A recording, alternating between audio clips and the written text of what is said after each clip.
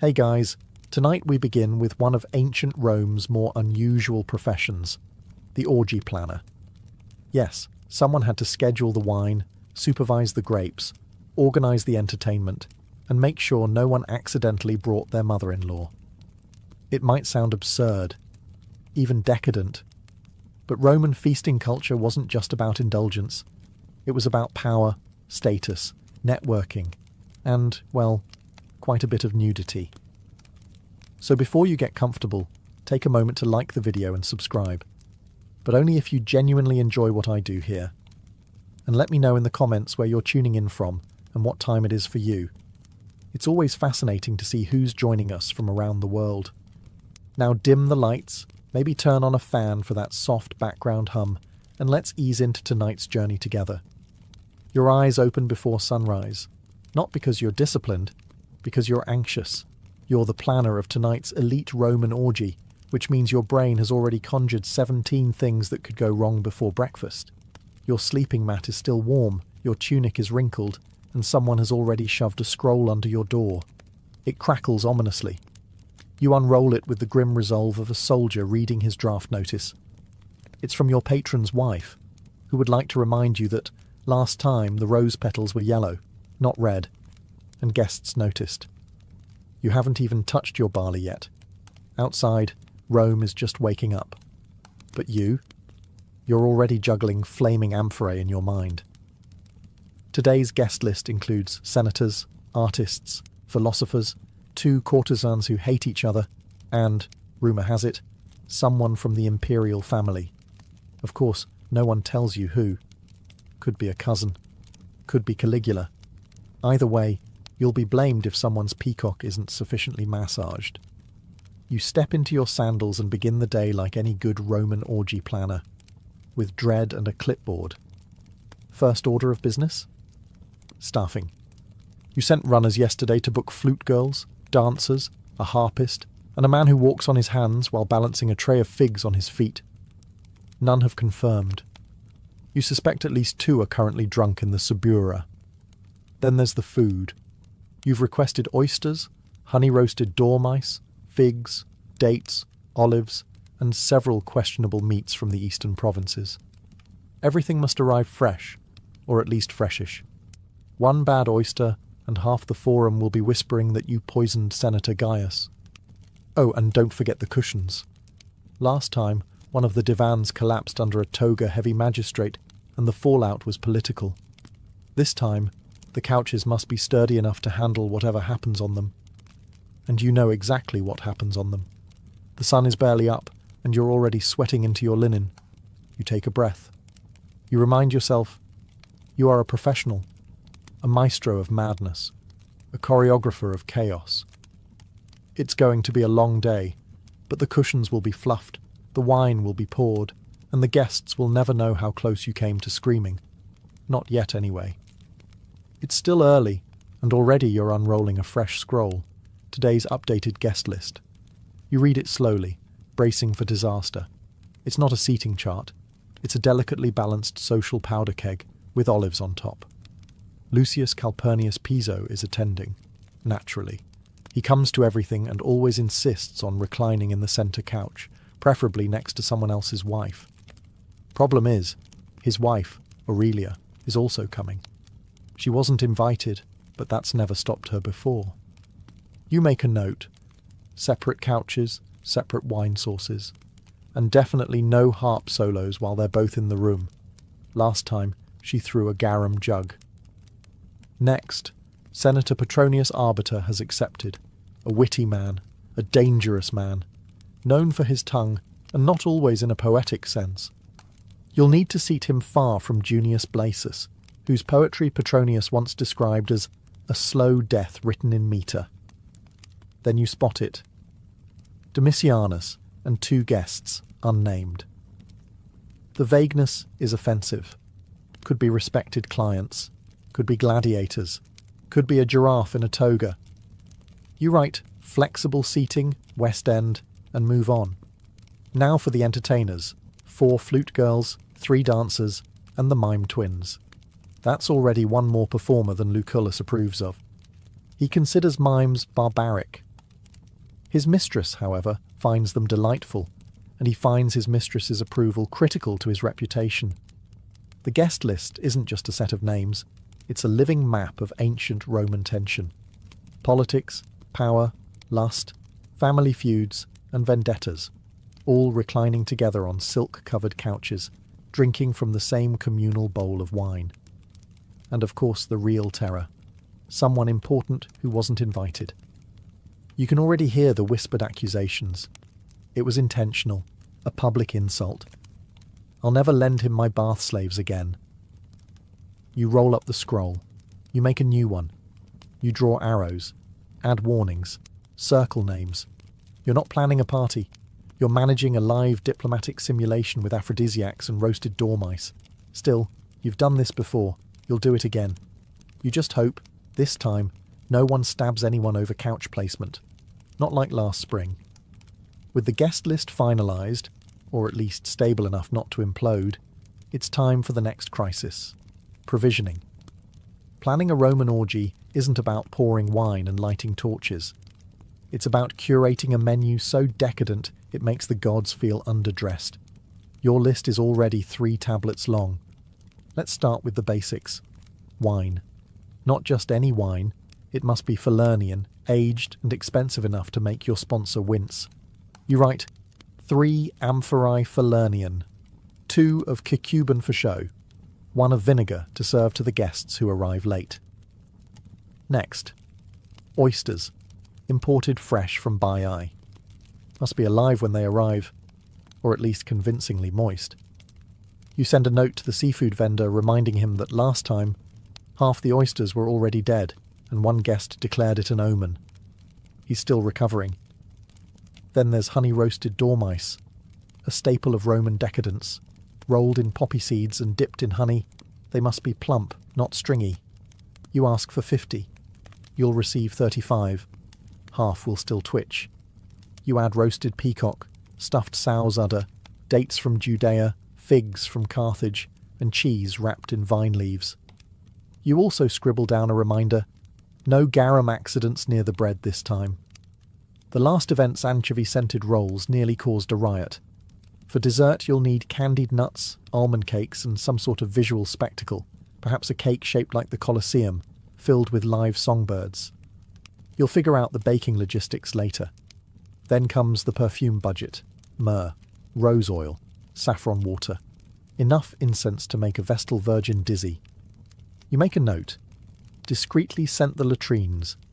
You stare at the list. It looks more like a military requisition than a menu, and it costs more than a decent villa outside Ostia. But this is Rome. Opulence is expected. Gluttony is style. And your patron's reputation depends on guests being too stunned by luxury to notice that the music is out of tune and someone spilled wine on the marble lions. You hand the scroll to your fastest runner with strict instructions. No substitutions. No apologies. And if he forgets the sugared grapes again, I'm feeding him to the flamingos. Time to pray to Mercury, god of commerce and delivery. Let's clear something up right away. A vomitorium isn't what you think it is. No, Romans didn't build special rooms just to purge mid-feast and make room for more peacock. That's a later myth, probably invented by someone who watched Romans eat and couldn't imagine another explanation. The vomitorium, in reality, refers to the entrance and exit passages in Roman amphitheatres, where crowds spewed out after events. But that doesn't stop modern imaginations from picturing marble-tiled throw-up lounges filled with perfumed nobles and feather fans.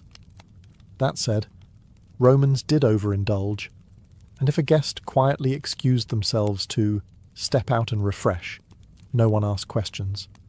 So as an orgy planner, it's your job to make sure the entire venue, from atrium to triclinium to discreet garden alcove, is ready to absorb the consequences of excess, in style. You begin the inspection. The banquet hall floors must gleam. Mosaic tiles, especially the part with Bacchus riding a panther, need a quick polish. You personally remove a grape stem stuck in the grout from last week's gathering. You know your standards. The latrines are cleaned, perfumed, and stocked with fresh sponges on sticks. The lemon-scented vinegar is refreshed. A candle burns gently near the doorway, not for light, for dignity. Out in the courtyard, you double-check the fountain basins. Guests have a habit of reclining too far and toppling in after their fifth goblet. Last time, a general's wife nearly drowned in the koi pond. You've since removed the koi.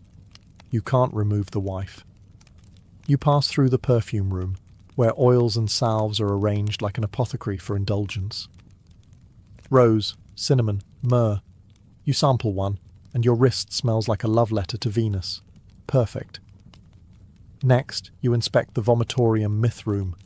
That is, a quiet hallway with a curtain, a chair, a bronze basin, and a polite slave stationed with a fan. It's not called that, of course. It's called the retreat, but everyone knows what it's for, and it too must sparkle. Clean, scented, and luxurious. No matter how indulgent things get tonight, no one leaves this party feeling undignified. If they do purge, they'll do it surrounded by polished marble and tasteful murals of satyrs. That's your promise. It's mid-morning, and it's time for the most delicate part of your job. Not selecting wines, not managing nobles, but addressing the staff. A Roman feast of this magnitude requires people. Lots of people. And none of them woke up today hoping to be part of another nobleman's indulgent fever dream. You gather the team in the atrium, 23 bodies, each with a role. Most are slaves, some born in the household, some bought for the specific purpose of carrying trays, pouring wine, or looking attractive while silent. A few are paid performers. All are stressed. First up, cupbearers. You assign them their zones: central triclinium, periphery lounge, west garden. Dilute the strong wine unless told otherwise, you remind them. Some guests think they can handle full Falernian. They cannot. Fan bearers are next, a crucial role. Their timing can make or break a guest's comfort. One gust too strong and you've blown out a candle or exposed someone's secrets. One too weak and someone sweats into a silk cushion. Neither is acceptable. Fruit attendants, yes, they're a thing, are instructed to refresh trays constantly, peel grapes only upon request, and discreetly remove any fruit that begins to resemble a raisin. Then there are the musicians, already bickering about tempo. You separate the flute girl from the lyre player. Last time, their disagreement turned into a duet so awkward the guests stopped mid-feast to offer them marriage counselling. The dancers, all oil and eyeliner, lean dramatically against a pillar, pretending not to listen. You run through their cues anyway. No improvisation, you say sharply. We are not reliving the Bacchic fire incident. You make eye contact with the youngest slave, a boy no older than 10, who's responsible for collecting discarded sandals. You nod once. He nods back. A silent pact is made. He will not fail you. Finally, you give your usual speech. Tonight, you are invisible unless summoned. You are silent unless spoken to. You are grace, rhythm, and elegance incarnate. Or I swear by Jupiter, I will assign you to sponge duty until Saturnalia. There's a pause. Then a collective nod. Briefings are complete. You take a breath. The human engine behind Roman debauchery is oiled, powdered, and aligned. For now. It happens every time. The invitations go out, the wine arrives, the silk cushions are plumped, and just when you begin to feel marginally in control, someone hurries into the atrium, out of breath, with that familiar look. The musicians haven't arrived. Of course they haven't. You grit your teeth. You specifically booked a flute girl, 2 cithara players, and 1 backup aulos duo in case of exactly this situation. And yet, here you are, staring down the barrel of silence at a party where silence is considered a civic offence. You send your most reliable runner to the Subura district, Rome's chaotic marketplace of noise, smells, and bad decisions. Find them, you instruct, alive, conscious, and dressed. You don't even ask why they're late. You already know. They're either still asleep, too drunk to walk, or tangled in a romantic entanglement that began at last night's Saturnalia rehearsal and never stopped. The dancers are now complaining that without musicians, they can't rehearse. The poets are delighted, assuming this means more stage time. You quickly squash that idea. No one wants Gaius's ode to his mother's third marriage recited at a party where people are eating sugared dormice. You consider contingency plans. The house cook knows 2 songs on a cracked reed pipe. A nearby slave has a decent singing voice if kept off the wine. Worst case? You hum in rhythm while someone shakes a jar of lentils. You pray it doesn't come to that. Then, like ghosts emerging from incense, the musicians appear, fashionably dishevelled, vaguely apologetic, and smelling faintly of spikenard and poor decisions. One of the flute girls is missing a sandal. The other looks as though she's had her heart broken by at least 3 senators. Still, they're here. You assign their stations. One in the atrium, one near the main dining hall, one in the garden for ambience. You stress.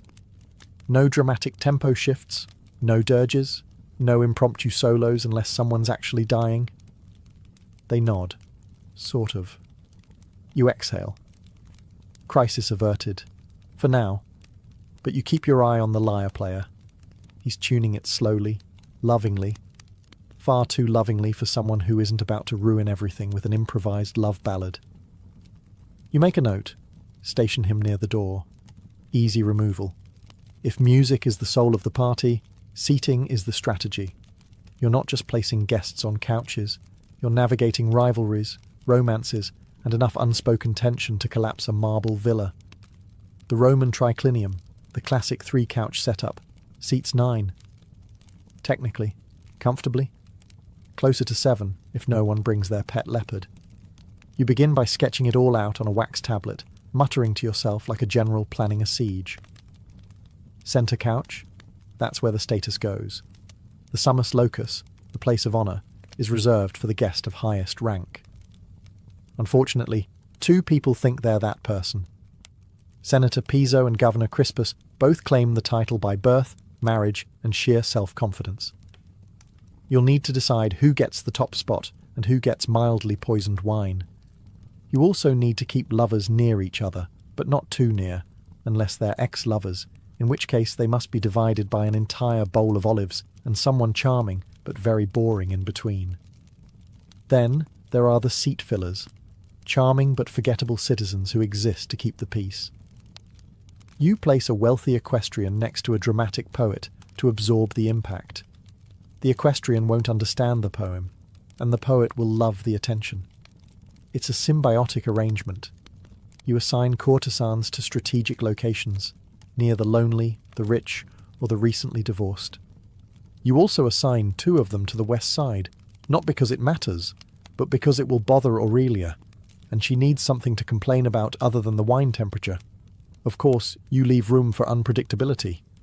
Someone will arrive uninvited. Someone will switch seats to make a statement. Someone will spill wine and demand a full reshuffling. You leave a few empty cushions, plausible deniability, last-minute flexibility, and a place for the poet to sulk if needed. With the seating plan finished, you admire your work like a sculptor regarding his marble, knowing full well someone will hit it with a hammer before sunset. You roll up the scroll and hand it off with this instruction. Place name tags in wax, and for the love of Jupiter, don't let anyone switch them. You know they will, but at least you tried. If the orgy is a performance, the kitchen is the backstage arena, and it smells like fire, figs, and utter panic. By mid-afternoon, the entire household is a choreography of controlled culinary chaos. The main cook, a former naval cook turned domestic warlord, is already shouting at a terrified assistant over the proper stuffing ratio for roasted dormice. You hear the words, honey, poppy seeds, and I will personally throw you into the Tiber. Excellent. Everything's on schedule. The main attraction tonight? Peacock, roasted whole, feathers reapplied for dramatic flair. It looks magnificent, tastes like shoe leather, and is mostly served so rich guests can brag about chewing something that had once strutted like a diva. The kitchen is also prepping a pig, which has been stuffed with live birds. Yes, that's a real thing. You roast the pig, slice it open at the table, and surprise. Doves fly out. It's impressive, unsettling, and only mildly traumatic for the doves. Platters of figs, dates, and honey cakes line the counters. A pastry shaped like the Colosseum is being glazed. A slave accidentally eats part of it. He's promptly reassigned to grape-fetching duty. In one corner, someone's stirring a vat of garum, that infamous Roman fish sauce made from fermented anchovies and the tears of anyone within sniffing range. You remind them loudly to keep it away from the bread. One garum-soaked loaf ruined last month's affair and started a 5-day feud between two magistrates. Meanwhile, the wine storage is being arranged. Amphorae of Falernian for the main guests, cheaper vintages for those who won't know the difference. You make sure the amphorae are labelled subtly. You've been burned before, literally, by an angry consul with a sensitive palate. Every corner of the kitchen hums with tension. Platters being polished, sauces reduced, meats larded, and pastry horns filled with mystery. You're everywhere at once, sniffing, tasting, directing. You're not just managing a meal, you're managing an edible spectacle that's expected to impress, intoxicate, and survive being hurled during an argument. As you walk past the oven, the head cook barks, "If anyone drops another dormouse, I'm feeding them to the peacock." You nod. Things are going well. You'd think selecting a scent would be easy, but in ancient Rome, perfume is a statement, and tonight's orgy is no place for amateur olfactory choices. The guests won't just taste and see opulence, they need to smell it. The air must reek of wealth, temptation, and the kind of confidence only achievable by people who bathe in imported rose oil. So you descend into the storage chamber, where tiny alabaster jars line the shelves like sacred relics. Myrrh from Arabia, cinnamon oil from Ceylon, saffron from Cilicia, and an experimental blend called Essence of Nile Lotus, which smells like an expensive pond.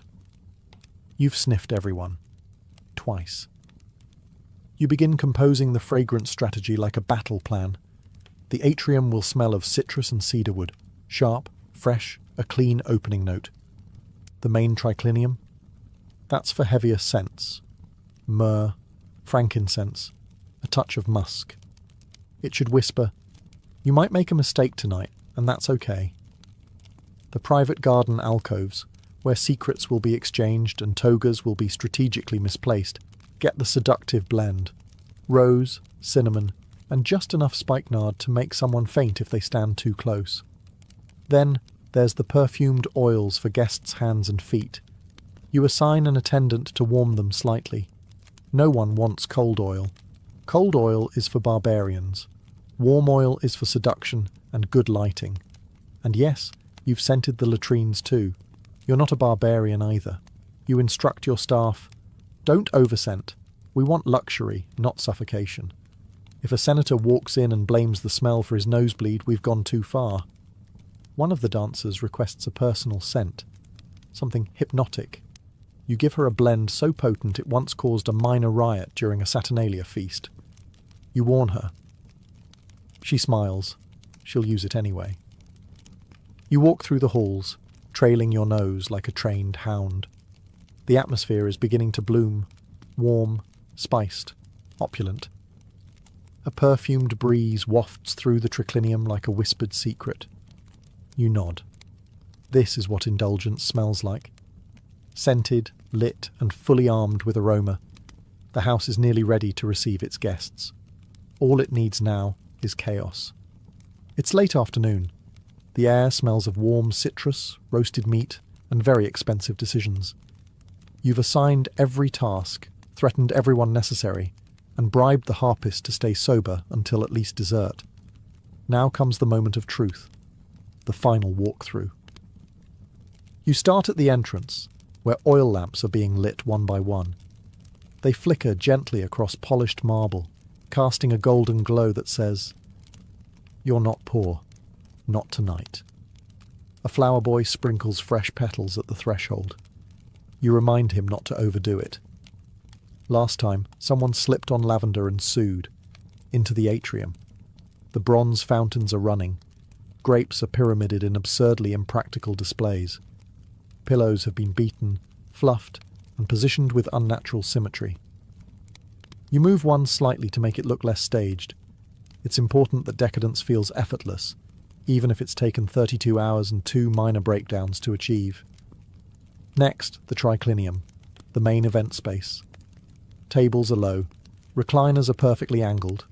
Each cushion has been dusted, perfumed, and strategically rotated to hide any wine stains from last month's senator's birthday disaster. You do a bounce test, soft enough to comfort, firm enough to survive. Activity. You inspect the tableware, silver goblets, bronze platters, blown glass amphorae. Bread is artfully arranged. Cheese is sweating slightly, but you decide it adds authenticity. You quietly remove a beetle from a fig. No one saw. It never happened. In the garden alcoves, the lighting is soft and ambiguous, just dim enough to be flattering, just bright enough to avoid accidents involving potted plants and dignity. A servant fans incense. The effect is ethereal. You pause and let yourself enjoy it, briefly. You spot a small detail. A flower out of place. You fix it. Another. A curtain that's not quite even. You adjust it. A final check. You inhale deeply. You listen. You walk through the space like a guest. It's beautiful. Ridiculous. Excessive. Perfect. You sigh. For a moment, you let yourself believe it's all under control. Then someone rushes in. The guest of honor has arrived early, and he brought 3 extra wives. Of course he did. You smile tightly, straighten your tunic, and step into the fray. The first knock is not so much a knock as it is a dramatic thump followed by laughter. You take a breath. Here we go. The door opens. A slave pulls back the curtain with just enough flourish to impress, but not overshadow. Your first guest, Lucius Calpurnius Piso, strolls in like he owns the place, despite not paying for any of it. He smells of strong wine, ambition, and imported cologne that cost more than a soldier's annual wage. He greets you with a grin and a wink. Tonight, my friend, we make Bacchus blush. Behind him, a trail of courtesans, a minor poet, and a man carrying a small lyre who may or may not be invited. You decide not to check.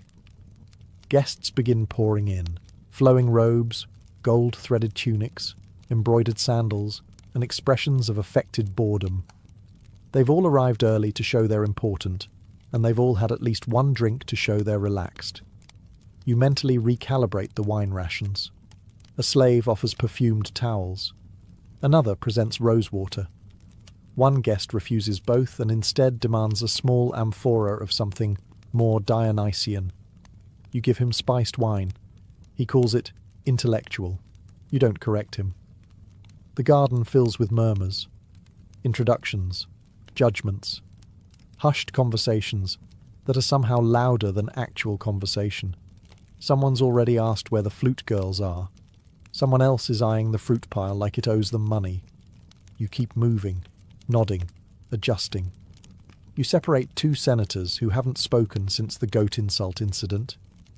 You notice that Governor Crispus is reclining far too close to someone else's wife, and that the poets are gathering in a corner like storm clouds. One of the dancers strays too early into the centre. You snap your fingers. Not yet. Timing matters. If everything begins too soon, it loses mystery. If it begins too late, guests complain. You want suspense. You want smouldering scandal. You pass a serving tray, discreetly pluck a grape, and keep walking. You spot one guest already snoring on a cushion, another polishing a dagger with butter. So yes, it's going well. For a Roman orgy, controlled chaos is the highest compliment. And tonight, you're almost insulted. The lyres are tuned. The flute girls are finally sober, or at least balanced, and the dancers are oiling their limbs like they're about to go into battle. You give the nod. The entertainment begins. A hush falls over the triclinium as the first dancer steps forward, golden veils flowing, anklets chiming, eyes fixed somewhere between divine inspiration and complete apathy. she begins to move. It's graceful, hypnotic, and exactly the level of theatrical sensuality that makes elderly senators feel poetic. The flute joins in, slow, spiraling notes that float through the perfumed air like incense. For a brief, beautiful moment, the entire feast slips into rhythm. Chewing slows, conversations hush, even the poet stops trying to recite. But then, of course, something goes off script. A guest demands a reenactment of the myth of Leda and the Swan. Another counters, no, Orpheus in the underworld, with real torches this time. A third suggests something involving naked gladiators, a water jug, and interpretive juggling. You smile politely and assure them it's all part of the plan. Meanwhile, the mime twins, who were specifically told to wait until the third wine course, enter early and begin miming an exaggerated scene of seduction involving a fig and a sausage. Half the room laughs. The other half looks confused. One man applauds like it's the theatre of Pompey. You resist the urge to pour wine directly into your eyes. The dancers continue. The musicians try to adapt. You spot the harpist improvising something mournful, possibly because she's just realised she's playing in the wrong key. Then someone throws a peach. At first it seems accidental, but then another guest throws a fig back. Now it's participatory. You step in quickly, raise your hand, and declare it a symbolic offering to Bacchus. Everyone cheers. Crisis averted. You make a note to never serve throwable fruit again. The entertainment surges forward. Music, movement, whispers, laughter. A flame dancer performs near the pool. A flute girl stumbles. A guest proposes to a statue. It's chaos. Gorgeous, perfumed, theatrical chaos. And this is where you shine. Orgy planner, stage manager, mood wrangler, fig diplomat. You adjust a lamp, nod to a server, and glide silently through the shadows, as if any of this was intentional. By the third course, the wine is no longer being served. It's being worshipped. The guests, draped across their couches like tipsy gods, are in full bloom, laughing too loudly, flirting too boldly, and forgetting basic facts like who they came with. You've instructed the servers to strategically dilute the wine. Falernian is strong. One amphora can convince a senator to sing poetry or confess to tax fraud. You water down the wine for the ambitious and leave it pure for the already hopeless. It's diplomacy by the jug. The conversations grow less philosophical, more personal. A young patrician loudly compares his wealth to Jupiter's. A merchant brags about owning 3 villas and a camel. A woman in pearls whispers a joke about the emperor's feet. You pretend not to hear. If she gets exiled, you'll miss her. She's great with seating arrangements. Across the hall, a poet is trying to seduce a philosopher using verse that sounds suspiciously plagiarized. You walk past just in time to hear, "Your eyes are like olives, dark and briny." You do not intervene. Meanwhile, 2 courtesans are locked in a passive-aggressive compliment battle. Each smile is a dagger. Each laugh carries the scent of strategic murder. One gifts the other a fig. You take a mental note. Remove all figs by dessert. And of course, in the back corner, someone has decided to start a drinking game involving gladiator trivia. "Name 3 famous duels or drink," someone shouts. A minor senator tries to fake his way through an answer. He's booed. He drinks. He collapses gently into a pillow and begins quoting Virgil. In the garden, a guest is giving a speech. He believes he's being profound. He's actually just explaining how many slaves it takes to keep a marble fountain clean. No one stops him. It's tradition. The wine flows faster now. Amphorae are opened like promises. Cups are never empty. Boundaries blur. Names are forgotten. Stories are exaggerated. The orgy part of the orgy is inching closer. And still, you monitor the flow like a seasoned general. You adjust lighting. You slow the music. You stop a guest from drinking perfume. The orgy is heating up. And the scandals, they're just beginning to simmer. By this point in the evening, the party has transitioned from structured decadence to unstructured mythological nonsense. Guests have stopped using names. Titled senators are referring to each other as Apollo, Venus, or that guy with the peacocks. Someone has fashioned a laurel wreath out of table herbs. You spot 3 people in the fountain. One appears to be trying to baptize the others. You decide not to ask. This is the moment where most hosts would panic. But you? You sip watered wine calmly and begin quiet damage control. The gladiator wrestling reenactment has moved dangerously close to the mosaic of Neptune. You reroute them gently, offering a tray of dates as distraction. It works. They fall for it like toddlers with tattoos. You notice 2 guests missing. You find them under the table, arguing about stoicism while rubbing each other's feet. You cough discreetly. They nod and pretend to be looking for a lost bracelet. In the west alcove, the flute girl has burst into tears. A guest asked if her instrument was tuned, which she interpreted as a metaphor for something else entirely. You send over the backup lyre player and a complimentary handful of pomegranate seeds. She recovers. In the atrium, a very large man is attempting to seduce a marble bust of Venus. He's whispering sweet nothings and slowly feeding it olives. You send a servant to gently turn the bust away to avoid scandal. The man takes it as a challenge and begins reciting love poetry. You allow it. Frankly, it's better than his earlier conversation about grain tariffs. Someone knocks over a torch. You catch it before it hits the tapestry. You do not flinch. You do not sweat. You are the still centre in a storm of satin, grapes, and moral compromise. You walk the room like a high priest of excess, adjusting, smoothing, redirecting, a hand on a shoulder, a look across the room, a raised brow that says, "Don't throw that goblet, Cassius." He puts it down. He knows better. This is your art, your chaos, and you've tamed it, just enough. But it's not over yet. You hear the distinct sound of someone riding a wine cart down the hallway.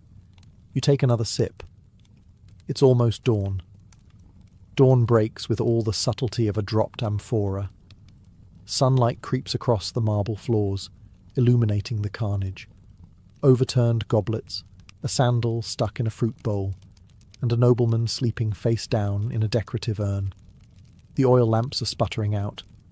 The perfume has faded into something resembling regret. You step carefully over a passed-out flute player and begin your final round of damage assessment. The cushions are askew. Several togas are draped across statues in ways that could qualify as art or evidence. Someone wrote a philosophical limerick on the wall in wine. It doesn't rhyme, but it is surprisingly insightful. You find your way to the triclinium. A pile of olives has been arranged into a crude likeness of the emperor. You consider preserving it, then quietly kick it under the table. The slaves begin the silent ritual of post-orgy cleanup. Wine-stained linens are bundled up. Half-eaten peacocks are carted off. Incense ashes swept into neat, dignified piles. You give instructions in a hushed voice, as though speaking too loudly might awaken the deeper chaos. You check on the guest list. Everyone accounted for. No deaths. 1 sprained ankle. 2 spontaneous marriages. 1 very polite note left by a departing philosopher that simply reads, "Thank you. I've learned things I must never speak of." You make a list titled Debrief. It includes, never serve throwable fruit. Do not allow live poetry battles near open flames. Keep Venus statue in storage during future events. Seat Crispus far from anyone with legal representation. Someone groans loudly from under a table. You nod in acknowledgement but offer no help. The party is over. Everyone must face their own consequences. In the garden, doves are still wandering from the pig-burst performance. You gently herd them into a corner and throw them some leftover candied almonds. They deserve something sweet after the evening they've endured. You take one last look around. It was a mess, a triumph, a diplomatic nightmare with grapes. And you survived it. You retire to your room, kick off your sandals, and collapse onto your mat. No applause, no awards. Just the knowledge that no one saw the chaos, because you absorbed it. Tomorrow, They'll tell stories about how perfect it was. You'll just sleep. Started with a whisper of wind, dry, crackling, bitter. The soil of the Great Plains, once black and rich, had turned to powder, and now that powder took flight. Farmers who once danced in golden wheat fields stood helpless as their land, their future, quite literally blew away. The 1930s weren't kind to anyone, but for families from Oklahoma, Texas, Kansas, and eastern Colorado, the land itself became the enemy. They had trusted the soil. That was the tragedy. Encouraged by government incentives and promises of prosperity, thousands of families had ploughed up native grasses to make way for row after row of wheat. But they weren't told that those native grasses were the only thing holding the land in place. And when the rains stopped in 1931, they didn't return. Year after year, the drought deepened. Without roots, the topsoil had nothing to hold it down. It began to lift, carried away by the wind in ever-thickening clouds. The storms came suddenly. One moment, the sky was blue. The next, it was black, as if night had fallen in the middle of the day. Walls of dust hundreds of feet high swallowed entire towns. Livestock suffocated. Cars stalled. Children developed dust pneumonia. Mothers sealed windows with wet towels and stuffed newspaper into the cracks of doors, but the dust still crept in, coating dishes, furniture, lungs. People started calling it the Dust Bowl. On April 14, 1935, forever known as Black Sunday, a storm so massive swept across the plains that some believed the world was ending. A preacher in Oklahoma reportedly told his congregation to go home and prepare for judgment. That storm stretched for over 200 miles, blotted out the sun, and turned day to darkness for thousands. And with it came a realization. They couldn't stay. The soil was gone. The crops were gone. The livestock were dying. Children were coughing up dirt. What was once a land of hope had become a graveyard of dreams.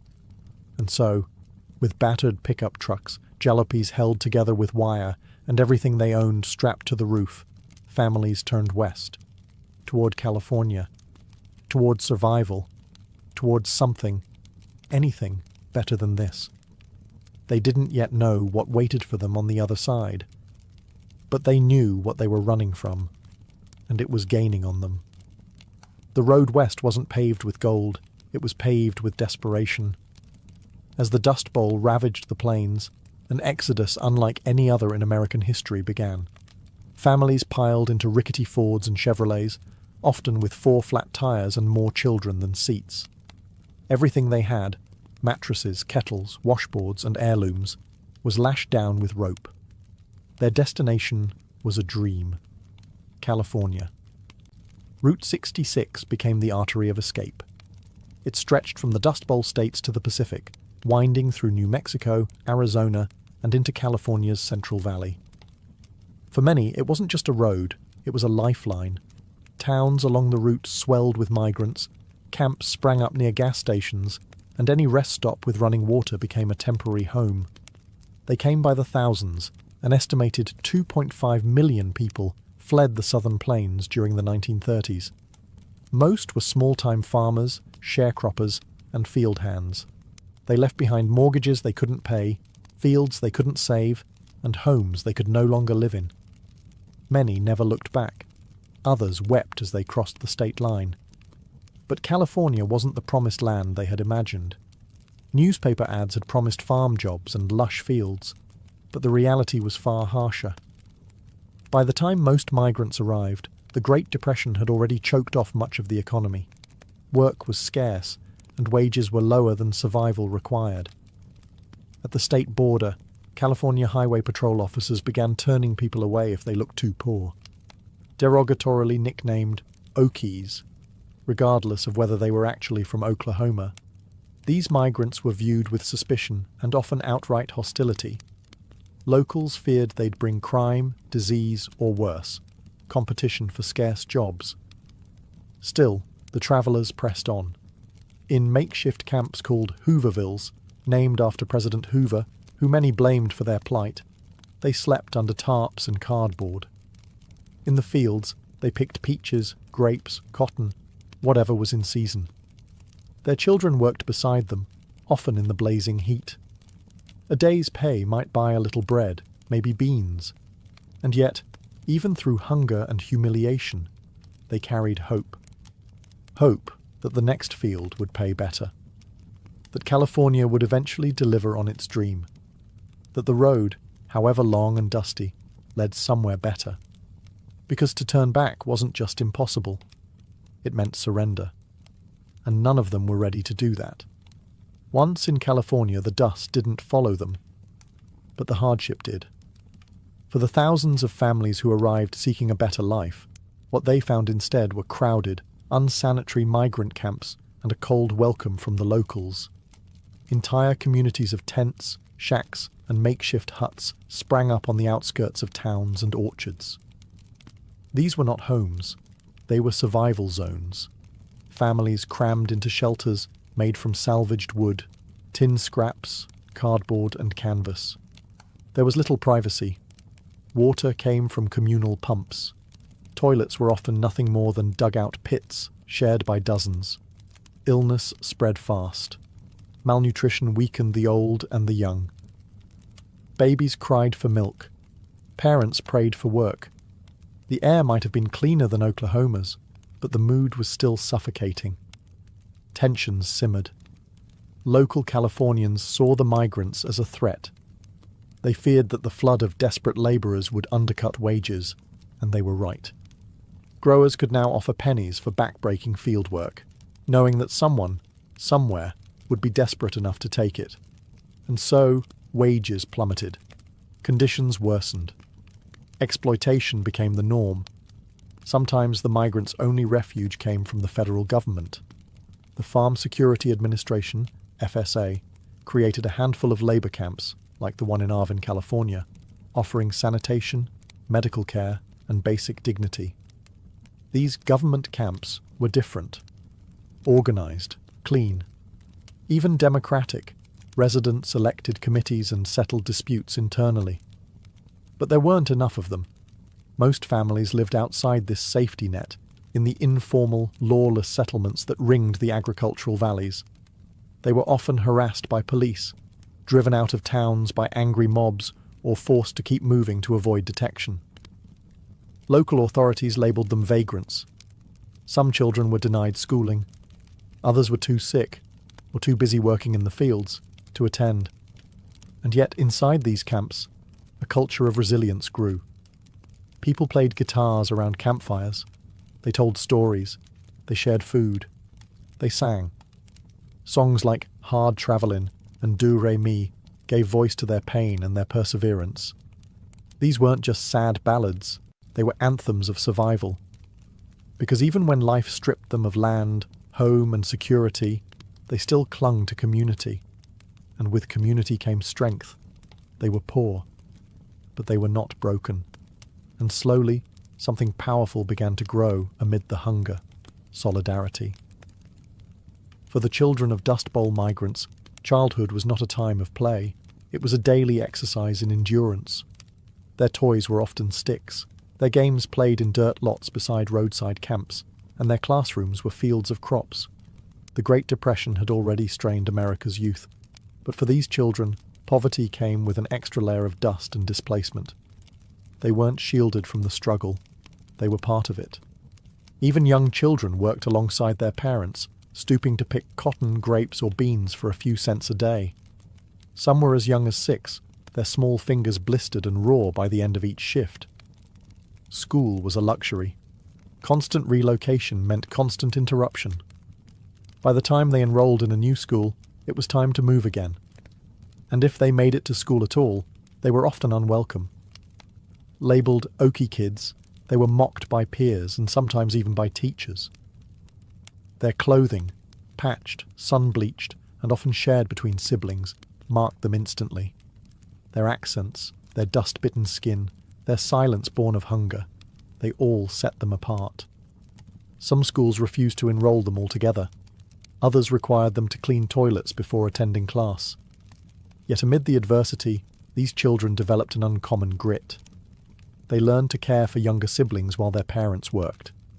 They carried jugs of water to the fields, fixed broken shoes with scraps of rubber, and helped stretch meals made of beans, cornmeal, and lard.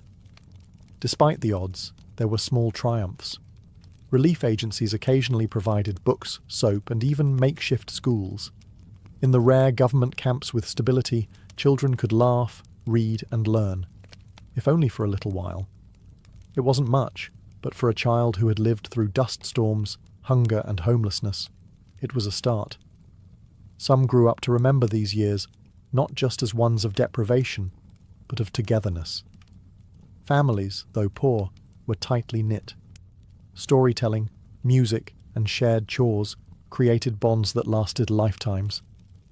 The children might not have had toys or birthdays or summer vacations, but they had one another. And as they grew, many carried that resilience into adulthood, becoming the first in their families to find stable jobs, finish high school, or join the military in the coming war. They were children of dust, yes, but also children of determination. As the Dust Bowl migrants toiled in California's fields and camps, their stories didn't vanish. They transformed into song.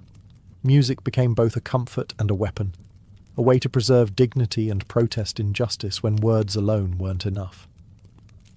In the rhythm of guitar strings and the verses of folk ballads, the pain, pride, and perseverance of the migrants came alive. Nowhere was this more visible than in the music of Woody Guthrie. A native Oklahoman himself, Guthrie became the voice of the displaced. He travelled alongside migrants, slept in the same camps, and picked in the same fields. What he saw, he sang. His songs weren't abstract. They named real places, real struggles, real heartbreak. Do Re Mi, for example, warned hopeful migrants that California wasn't the paradise they had imagined. California is a Garden of Eden, a paradise to live in or see, but believe it or not, you won't find it so hot, if you ain't got the do-re-mi. Guthrie's songs echoed through dusty camps, played on battered guitars, harmonicas, or simply sung aloud. They were passed from tent to tent, worker to worker. These weren't just melodies, they were oral history. They reminded listeners they weren't alone. They turned shared pain into collective strength. But Guthrie wasn't the only one. Across the camps, migrants created their own songs about lost farms, cruel foremen, the long road west, or hopes for a better tomorrow. These songs told the truth when newspapers didn't, when politicians wouldn't. They spoke of exploitation, hunger, police harassment, and broken dreams, but also of love, faith, and resistance. This music influenced the rising American folk scene and became part of a larger cultural shift. It exposed listeners beyond California to the harsh reality of life for Dust Bowl refugees. It built empathy. It planted seeds of activism. Over time, these songs helped fuel support for reform. They humanized statistics. They pierced through indifference. They challenged the narrative that the migrants were lazy or unwanted. In melody, they proved otherwise. Because when the land failed, and the work was cruel, and the people were hostile, there was still the music. It fed souls when bodies starved. It gave voice to the voiceless. And it reminded every man, woman, and child beneath a canvas roof, you matter, you belong, you endure. The migrants had their songs, but they also found a voice in literature, one that would echo far beyond the camps and fields. That voice belonged to John Steinbeck, a California native who witnessed the Dust Bowl migration firsthand and transformed the plight of the displaced into one of the most powerful novels in American history, The Grapes of Wrath. Published in 1939, The Grapes of Wrath followed the fictional Joad family, Okies from Oklahoma, as they made the harrowing journey west and encountered the brutal realities of migrant life. But while the characters were fictional, their suffering was very real. Steinbeck had travelled through migrant camps, spoken with families, and documented their lives in searing detail. He was outraged by what he saw: malnutrition, police violence, wage theft, and the erosion of human dignity. His words were not gentle. They were raw, furious, and unflinching. He described babies starving to death, men breaking under humiliation, women doing back-breaking labour while hiding pregnancies. Steinbeck didn't romanticize the poor. He honoured them. He saw in them a resilience that refused to die. The novel sparked a firestorm. Some called it un-American. Growers and local officials denounced Steinbeck, accusing him of exaggeration and slander. One California Chamber of Commerce even burned copies of the book, but readers across the country couldn't look away. Suddenly, the faceless Okies had names, stories, and beating hearts. Steinbeck's work did more than raise awareness. It pushed for action. His reporting, combined with the influence of the Grapes of Wrath, helped pressure the federal government to investigate labour abuses and improve conditions for migrants. It brought national attention to a crisis many preferred to ignore. And just as important, it preserved a record.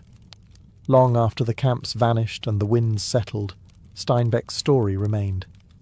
For the children and grandchildren of the Dust Bowl migrants, it became a touchstone, a proof that what their families endured mattered, that their struggle had been seen. In a time when the poor were expected to suffer silently, the Grapes of Wrath shouted. It demanded that the nation listen, and many did. Because sometimes, the most powerful form of resistance isn't a protest sign or a song. It's a story. And Steinbeck told it like no one else could. As the Dust Bowl migrants flooded into California and the American public began to grasp the scale of the disaster, the federal government, under President Franklin D. Roosevelt, was forced to act. The suffering was simply too visible to ignore.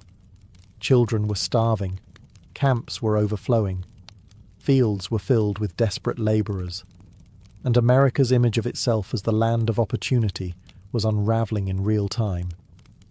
Enter the New Deal, Roosevelt's sweeping series of programs designed to rescue the country from the Great Depression. While the New Deal didn't solve every problem migrants faced, it marked a turning point.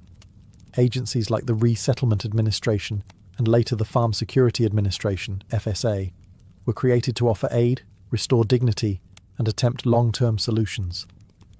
The FSA, in particular, focused on the plight of displaced rural families.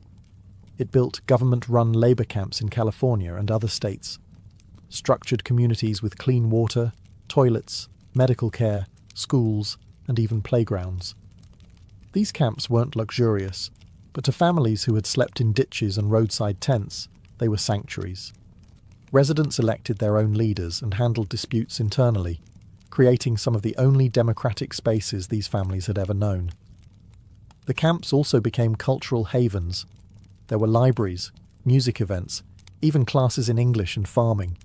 For many, they were places where a new kind of rural American identity began to take shape, one that valued self-governance, solidarity, and pride.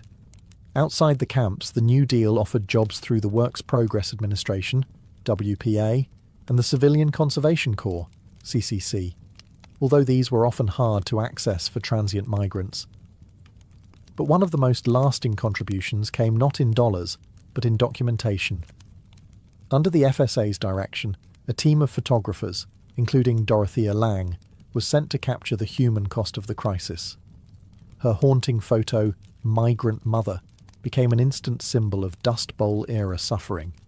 It gave the faceless a face. It gave the ignored a voice. Still, not all relief efforts reached everyone. Racism, red tape, and local resistance often excluded the very people who needed help the most. Yet for many families, the New Deal wasn't just a policy. It was a lifeline. It was proof that the government, at last, was trying to listen. And for once, help came before it was too late. By the late 1930s, many Dust Bowl migrants were no longer just surviving. They were organising. Years of exploitation, broken promises, and dehumanising labour conditions had pushed them to a tipping point. What began as quiet grumbling in the fields grew into a movement. A wave of strikes, boycotts, and labour protests swept through California's agricultural valleys as migrants demanded better wages, safer conditions, and basic human dignity. It was a dangerous gamble. Growers were powerful. They had money, political connections, and the police on their side. Striking workers were often arrested, beaten, or run out of town. Some were blacklisted from future employment. Others were attacked by hired enforcers. But despite the risk, the workers stood their ground. Organisations like the Cannery and Agricultural Workers Industrial Union and the United Cannery, Agricultural, Packing and Allied Workers of America, UCAPAWA, began to emerge, offering a rare but essential support system. Though often underfunded and fragmented, these unions helped teach workers how to negotiate, how to protest peacefully, and how to document abuses. For many migrants, especially women, joining a strike wasn't just about money. It was about voice. Mothers marched with children in their arms. Teenage daughters stood beside fathers in picket lines. In some camps, entire families were evicted for trying to unionize. Yet the courage remained.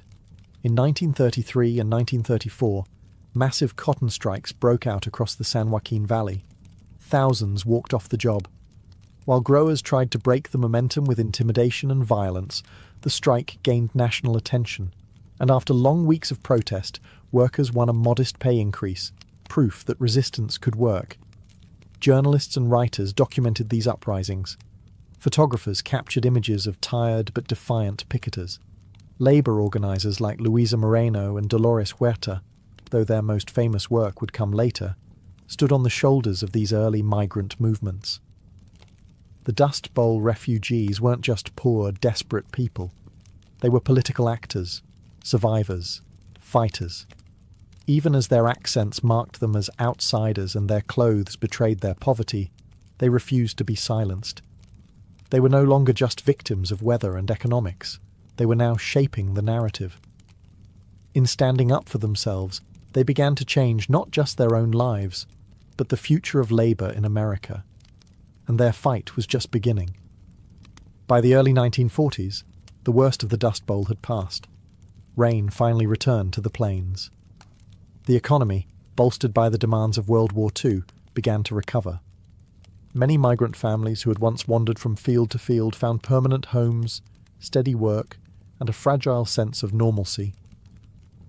But the migration had already left a deep, irreversible mark on American society, culturally, politically, and emotionally. The children who once picked fruit under a blazing sun grew up to serve in the military, attend college through the GI Bill, and raise families of their own. Some became farmers again, this time with greater respect for conservation and the land.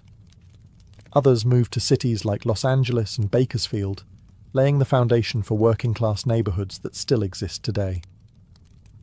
Culturally, the Dust Bowl migration reshaped California. Once seen as outsiders, Okies gradually became part of the fabric of the state. Their music, language, and values blended with local traditions, giving rise to new genres, like the Bakersfield sound in country music, made famous by artists like Merle Haggard, himself the son of migrants. The pain and pride of those years never vanished. They just found new ways to speak. In literature, The Grapes of Wrath became a permanent fixture on American bookshelves, a reminder of both the nation's cruelty and its capacity for compassion. In politics, the Dust Bowl era helped fuel the labor rights movement, land conservation efforts, and broader awareness of the need for a social safety net. The lessons weren't just historical, they were environmental. The Dust Bowl taught America the danger of abusing the land. Soil conservation districts were established, farming techniques were reformed, and ecological stewardship became a national conversation. The wounds left by reckless agriculture were deep, but not forgotten. And perhaps the most enduring legacy was that of resilience. These migrants had faced nature's wrath, economic collapse, hunger, and hate. They had been spat on, shut out, and shoved aside. But they endured, they adapted, and they helped build the modern West. Today, descendants of Dust Bowl migrants still carry the stories of hardship and grit. In dusty family albums, in old camp photos, in the chords of a Guthrie song, they remember. Because the Dust Bowl wasn't just a disaster, it was a defining chapter of American identity. One written in dust, yes, but also in determination. Imagine a world with no paper, no books, no Google, just memory and voice. That was the reality for nearly all human societies for most of our existence. Long before alphabets were carved into stone or ink flowed onto parchment, knowledge was preserved in stories, songs, and spoken rituals. Oral tradition wasn't just a method of sharing information. It was the primary engine of civilization itself. In these societies, memory was a sacred duty. Stories weren't told for entertainment alone. They were the vessels of identity, law, morality, and survival. Elders passed on creation myths, ancestral lineages, laws, customs, and taboos. Farmers learned planting cycles from seasonal chants. Hunters remembered terrain through rhythmic recitations. Parents taught children life lessons through fables and parables. Everything essential, who we are, where we come from, how to live, was carried in the voice. Because there was no written backup, accuracy mattered. Oral cultures developed sophisticated memory techniques to preserve knowledge. Rhythm, rhyme, meter, repetition. These weren't stylistic choices. They were mnemonic devices. Stories had structure for a reason. Chants and epics were designed to be unforgettable, and they had to be. In a world where the past lived only in minds and mouths, forgetting wasn't just a lapse, it was a cultural crisis. But oral tradition was never static. It was flexible, responsive. Each retelling carried a pulse of the present. A storyteller might adjust a tale for a new audience, or shift emphasis depending on context. This made oral knowledge both enduring and adaptable, a living, breathing archive. It wasn't stored on dusty shelves. It walked, talked, danced, and sang. Storytellers themselves held immense social power. In many cultures they were revered. They weren't just performers. They were memory keepers, truth bearers. In some places, they were spiritual guides or political advisors. In others, they held the sole responsibility for preserving centuries of wisdom. Losing a master storyteller could mean losing a nation's history. In the absence of written words, societies didn't descend into ignorance. They found other ways to thrive. Oral tradition ensured continuity across generations. It stitched time together. It connected the dead to the living, the individual to the community, the past to the future. And in many corners of the world, it still does. In the heart of West Africa, history walks and talks. It sings. It remembers. It lives in the voice of the griot, a figure who is at once historian, storyteller, musician, genealogist, diplomat, and spiritual guide. In societies stretching from Mali to Senegal to Guinea, griots have preserved centuries of memory without ever writing a single word. The role of the griot isn't just cultural, it's essential.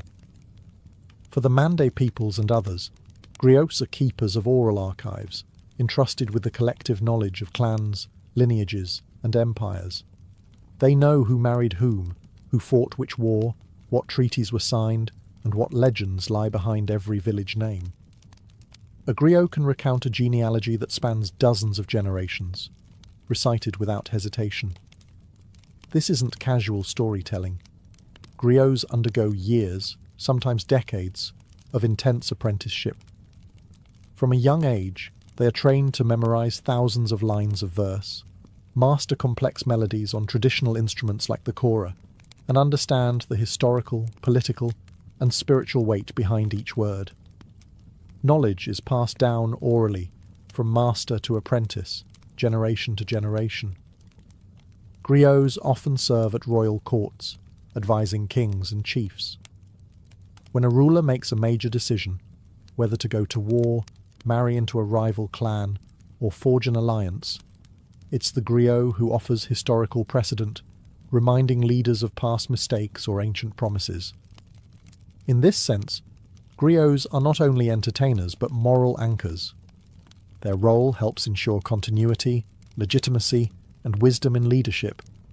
Even today, in the digital age, griots remain influential.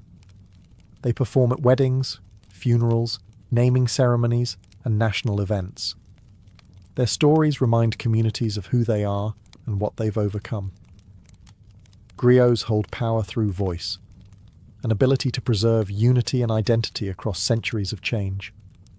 When colonialism threatened to erase African history by disregarding oral sources, griots stood as a living rebuke. They proved that memory could endure outside of paper, and that oral tradition was not primitive, but profound. In fact, much of what we know today about empires like Mali or Songhai comes not from colonial records, but from griots who never stopped singing. They are walking libraries, living time machines, and without them, vast stretches of African history would have vanished. Thousands of years before compasses or GPS, the peoples of the Pacific Ocean were already master navigators. From tiny canoes, they charted one of the largest expanses of water on Earth, sailing from island to island across thousands of miles. They had no maps, no written instructions. Instead, they had oral tradition, a deep, embodied knowledge passed from one generation to the next, preserved not in books, but in the blood and bones of memory. At the heart of this tradition were the wayfinders, highly trained navigators who used the stars, ocean swells, cloud formations, bird flight patterns, and even the colour of the water to find their way. This knowledge wasn't guesswork. It was precise, tested over generations of voyaging, but it wasn't written down. It was memorized through chants, songs, and visualizations, taught over many years in sacred training. One of the most famous examples of this oral memory system is the star compass, used by Polynesian navigators. This mental map divided the horizon into specific points aligned with the rising and setting of stars.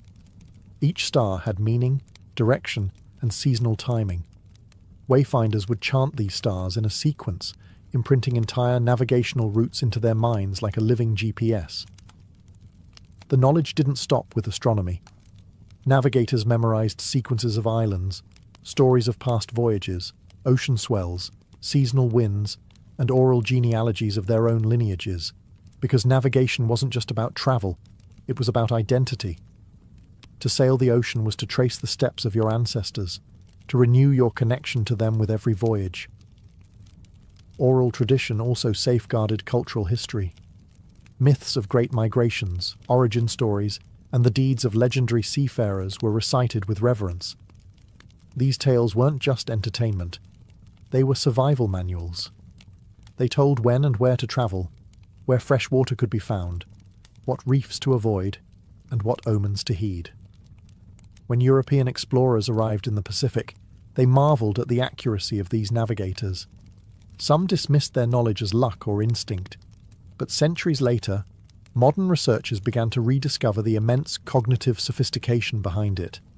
Today, Polynesian voyaging societies are reviving these oral traditions, training new generations in the art of wayfinding without technology, because in Polynesia, to remember is to navigate, to speak is to sail, and to forget is to be lost at sea. Long before the written word carved its place in Greek culture, bards travelled from town to town, reciting epic tales that would define Western literature. Among these storytellers was a name that echoed through millennia: Homer. Whether he was a single historical figure or a composite of many voices, Homer's Iliad and Odyssey are towering testaments to the power of oral tradition.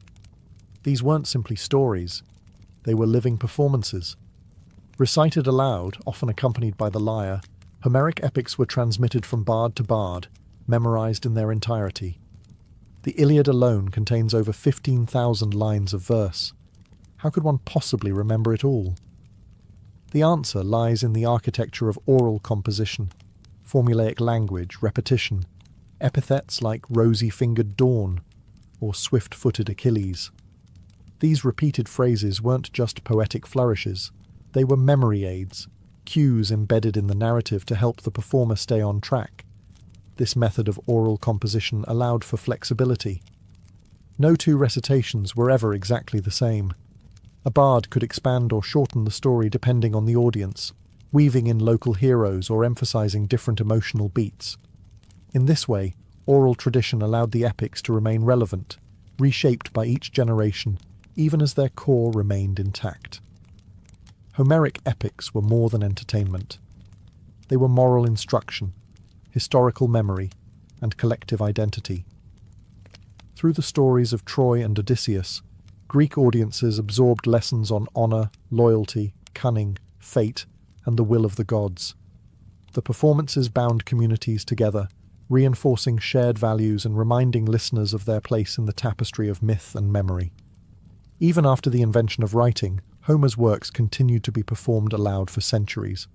The Greeks eventually committed the epics to text, but by then they had already left their imprint on Greek thought, education, and religion.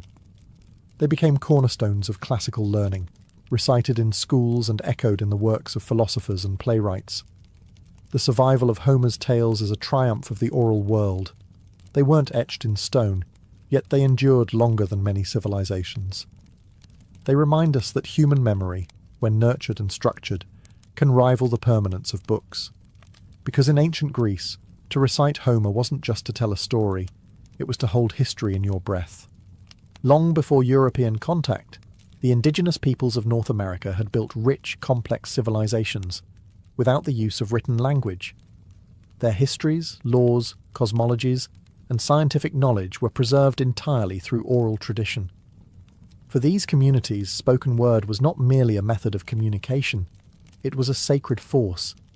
Stories were not just told, they were shared, passed like ceremonial objects, with reverence and responsibility. Each nation, whether the Haudenosaunee, Lakota, Navajo or Hopi, had its own oral systems, suited to its landscape, cosmology and social structure. Creation stories explained not just how the world began, but how humans were meant to live within it. Animal fables taught values like respect, courage, and humility. Historical narratives preserved records of migration, warfare, treaties, and contact with outsiders. These stories were often told during winter, when families gathered in longhouses or around fire circles, reinforcing identity and kinship. The storytellers, often elders or spiritual leaders, were chosen not just for their memory, but for their integrity. They had to be exact. Embellishment wasn't encouraged unless it served a ritual purpose. Many stories had strict patterns, sacred sequences, and proper openings. A story mistold wasn't just inaccurate, it was disrespectful. Beyond history and myth, oral tradition also preserved practical knowledge. Indigenous fire ecology, agricultural systems, astronomical tracking, and herbal medicine were passed orally across centuries. The knowledge of when to plant, where to hunt, how to interpret the stars, or what plants healed wounds. This wasn't written in manuals. It was spoken from elder to youth, often in the form of story, song, or ceremony. Even diplomacy was rooted in oral memory. The Haudenosaunee Confederacy, one of the world's oldest participatory democracies, relied on oral recitation of its great law of peace, an epic constitution preserved through wampum belts and ceremonial speech, not parchment. When European colonists arrived, they often dismissed oral culture as inferior, not realizing they were speaking to societies with deep intellectual and legal traditions. In many communities today, that spoken world survives. Despite centuries of forced assimilation and cultural erasure, Indigenous elders still pass on songs, names, and wisdom. Some tribes are revitalizing endangered languages by reviving storytelling ceremonies, knowing that when language dies, stories die too. But as long as a voice remains, memory survives. And through it, nations endure. Long before holy books were bound in leather and placed on altars, the sacred moved through speech. In nearly every major religious tradition, the earliest teachings were carried not on scrolls but in the human voice, recited, memorized, and preserved by devoted followers. Oral tradition wasn't just a method of communication in these faiths, it was the very vehicle of revelation. Take Hinduism, one of the oldest continuous religions on earth. The Vedas, Hinduism's foundational texts, were transmitted orally for centuries before being written down. Sanskrit priests known as pandits or Brahmins were trained from childhood to memorize vast volumes of text, down to every syllable and intonation. The Vedas weren't just words, they were sounds believed to hold cosmic power. Accuracy was essential. Mispronunciation could distort the spiritual effect. And so, oral recitation was treated with precision, rhythm, and reverence. In Islam, the Quran is considered by believers to be the literal word of God as revealed to the Prophet Muhammad, not written, but recited. Even today, millions of Muslims memorize the Quran in its entirety, a practice known as becoming a hafiz. The oral tradition here isn't a supplement to the text, it's central. The melodic cadence of Quranic recitation, passed from teacher to student, sustains spiritual meaning and connects the listener to centuries of unbroken transmission. Christianity also began as an oral tradition. The stories of Jesus, the parables, the early miracles, they were shared aloud in gatherings before the Gospels were ever written. Early Christian preachers travelled from village to village, speaking to crowds, debating, converting. Even after the New Testament was compiled, most congregants couldn't read.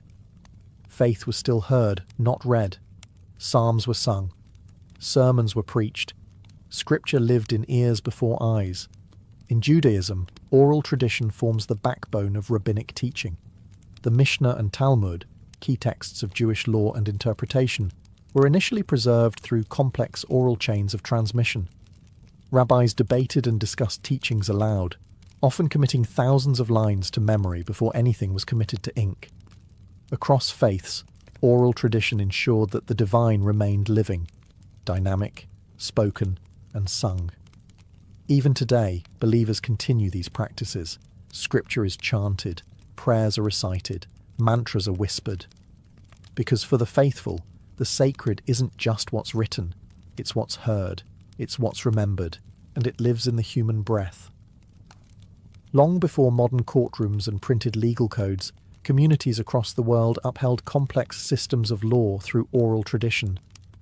Justice wasn't dispensed by reading from a book, it was spoken, memorized, and performed. In these societies, legal knowledge was a living memory, carried by elders, chiefs, judges, and councils, who ensured that fairness, obligation, and punishment were remembered and respected. Among the Gaelic Browns of Ireland, justice was entirely oral for centuries. The Browne laws, a detailed and intricate set of legal principles governing everything from land disputes to honour debts, were transmitted by trained legal scholars who memorized thousands of verses and precedents. These judges didn't carry books, they carried legacy. They recited decisions with precise language, referencing past judgments and using poetic form to aid memory and preserve consistency. In sub-Saharan Africa, many societies relied on elders and councils to enact justice through oral systems.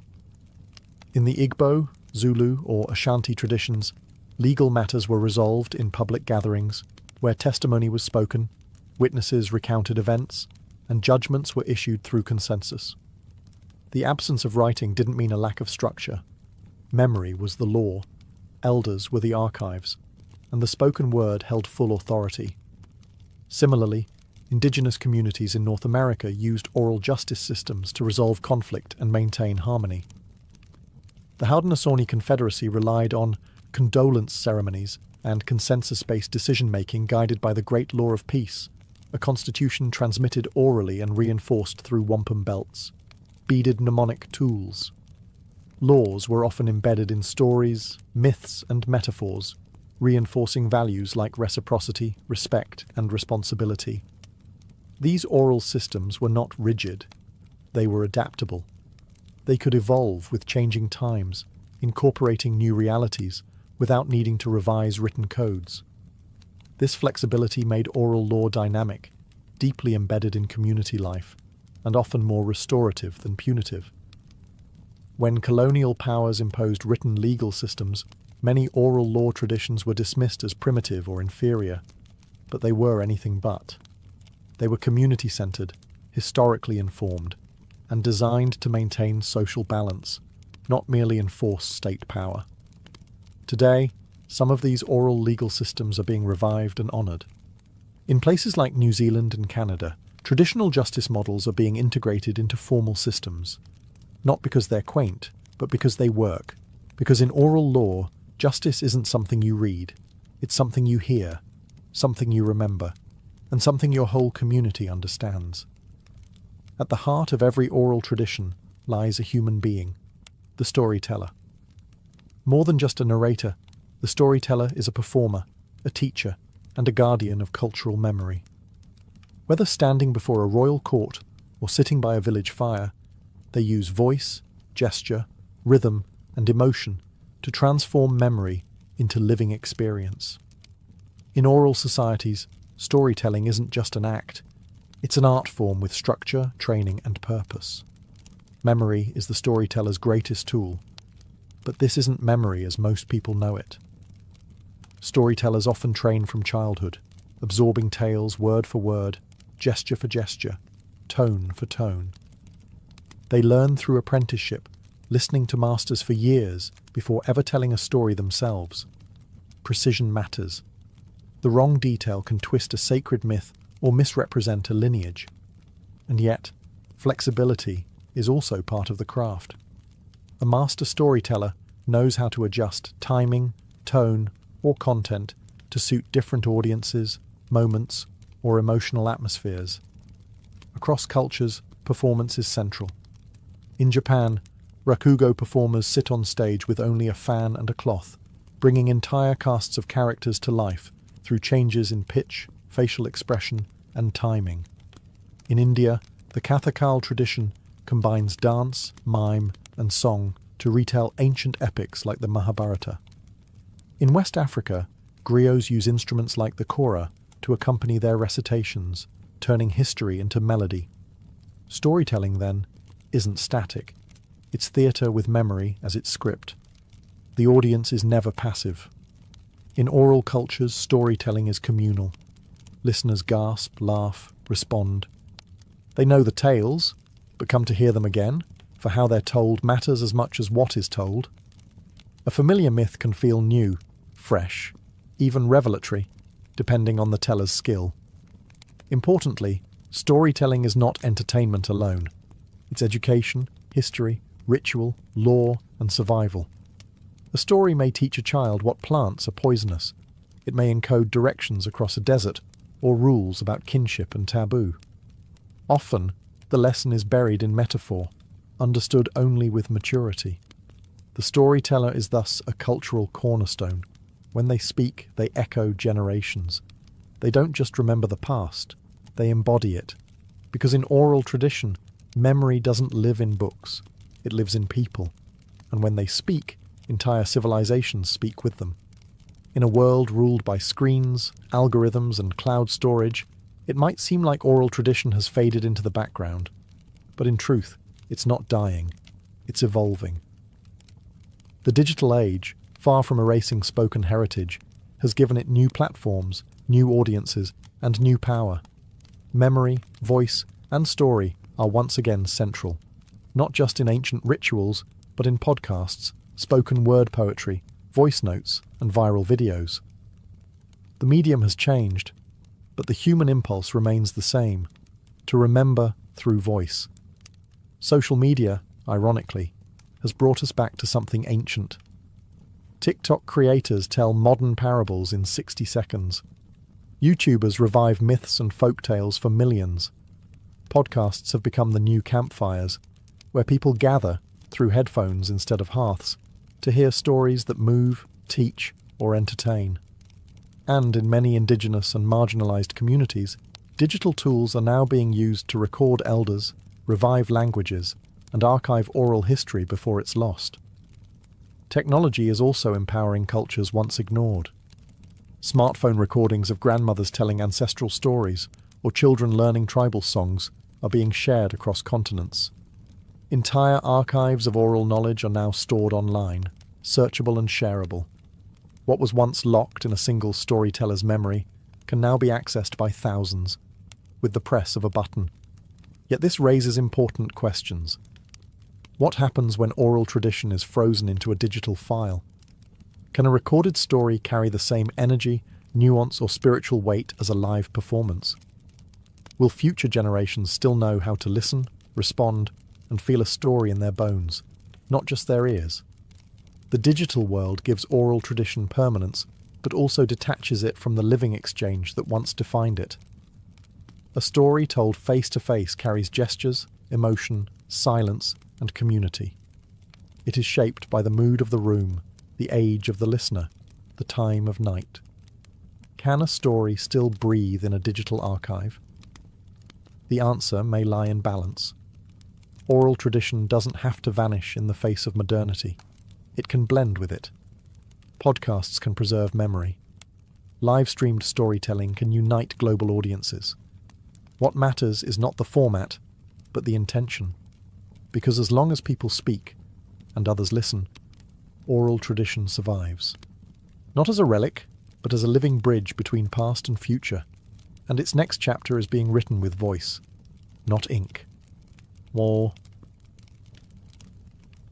Tucked deep within Egypt's western desert, beyond dunes that roll like waves and sun-bleached rocks that shimmer under a brutal sun, lies the Siwa oasis, a place of improbable life and ancient mystery. Surrounded on all sides by arid desolation, Siwa is a mirage made real. Cool freshwater springs, groves of date palms, and olive trees where there should be none.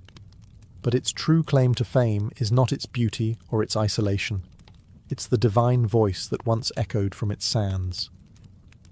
Here, at this remote outpost near the borderlands of Egypt and Libya, stood the temple of the Oracle of Amun, a sacred sanctuary dedicated to one of Egypt's highest gods. Amun wasn't just a deity of the Nile. His influence extended across empires, merging with the sun god Ra to become Amun-Ra, the king of the gods. But Siwa's oracle wasn't just a religious outpost. It was a spiritual beacon, a place where men came not to worship blindly, but to ask questions of fate and receive answers. Unlike the colossal temples of Thebes or Karnak, the temple of Amun at Siwa was modest in size. Built from limestone and mud brick, weathered by centuries of heat and wind, its strength lay in silence and secrecy.